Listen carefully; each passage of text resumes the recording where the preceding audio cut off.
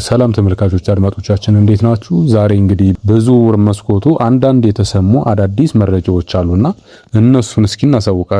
የመርሲሳይዱ ክለብ ሊቨርፑል ተጫዋች ማነጋገሩ እየተነገረ ይገኛልና የመርሲሳይዱ ክለብ ሊቨርፑል እስማኤል ሳርን ለማስፈረም ንግግር መጀመሩ ተገልጿል። ሊቨርፑል የሚንቴን ዝውውር በማቋረጥ ፊታቸውን ወደ እስማኤል ሳር ወደ ክሪስታል ፓላሱ ኮከብ እንዳዞሩ ተነግሯል። ሊቨርፑል ለተጫዋቹ ዝውውር ለክሪስታል ፓላስ 50 ሚሊዮን ፓውንድ ማቅረባቸውም ተገልጿል።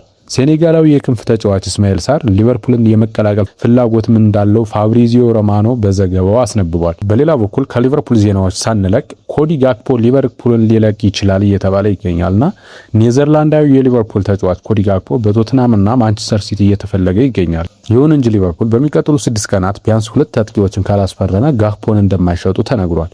ሊቨርፑል ምንም ተጫዋች ሳይመጣ ጋክፖን ሽጦ የፊት መስመሩን ይበልጥ ማሳሳት እንደማይፈልግ ነው እየተነገረ የሚገኘው።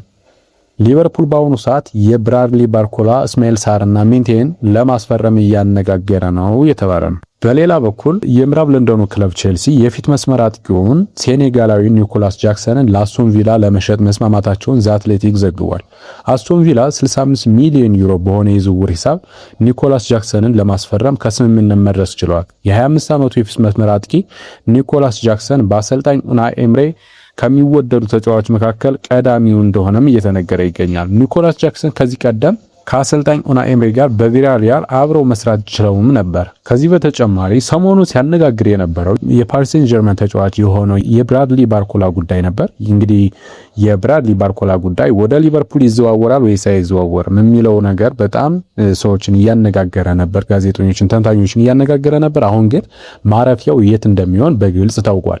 ሊቨርፑል ብራድሊ ባርኮላን ለማስፈረም ከፒኤስጂ ጋር ከስምምነት እንደደረሱ ተነግሯል።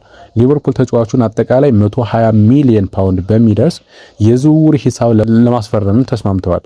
ሁለቱ ክለቦች ዝውውሩን ለማጠናቀቅ የተወሰኑ ስራዎች ብቻ እንደሚቀራቸው ነው እየተነገረ የሚገኘው። የዝውውር ሂደቱን የሊቨርፑል ስፖርቲንግ ዳይሬክተርና ሌሎች የበላይ ኃላፊዎች እንደመሩትም ተነግሯል። በሌላ በኩል ወደ ቼልሲ ስናመራ የምዕራብ ለንደኑ ክለብ ቼልሲ ሊያም ዴላፕ ለኖቲንጋም ፎረስት መሸጡም ተነግሯል። ኖቲንጋም ፎረስት ሊያም ዴላፕን በ50 ሚሊዮን ፓውንድ ማስፈረሙን በይፋም አስታውቋል። የ23 ዓመቱ አጥቂ ሊያም ዴላፕ በኖቲንጋም ፎረስት ቤት እስከ 2031 የሚያቆየውን ውልም ፈርሟል። እዚህ ለመጀመር ጓጉቻለሁ። ኖቲንጋም ፎረስት ግዙፍ ታሪክ ያለው ትልቅ ክለብ ነው ሲልም ዴላፕ ፎረስትን ከተቀላቀለ በኋላ ተናግሯል። ኤሌት አንደርሰን በበኩሉ ለጨዋታ ዝግጁ ነው እየተባለ ነው። የማንቸስተር ሲቲው አማካይ ኤሌት አንደርሰን ለክሪስታል ፓላስ ጨዋታ ዝግጁ መሆኑ ተነግሯል።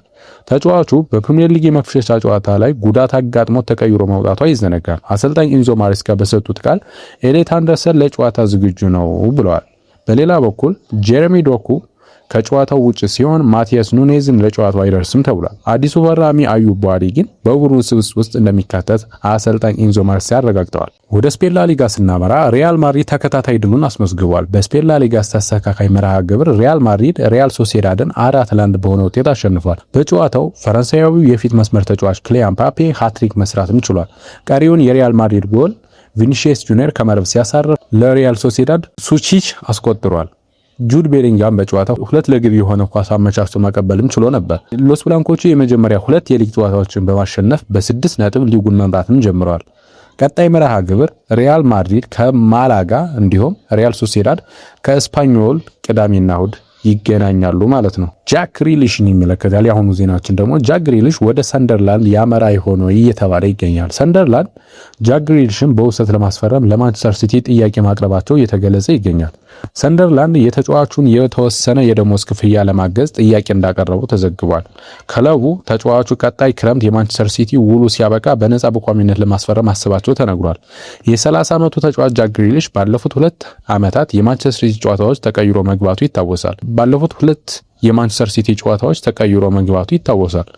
መረጃውን ዘ አትሌቲክ ነው የዘገበው። ጁሊያን አልቫሬዝ እንግዲህ ሰሞኑን እያነጋገረ የሚገኘው የጁሊያን አልቫሬዝ የዝውውር ጉዳይ ነበርና የባርሴሎናው ፕሬዚዳንት ሁዋን ላፖርታ አሁን አልቫሬዝን ማስፈረም እንፈልጋለን ብለዋል።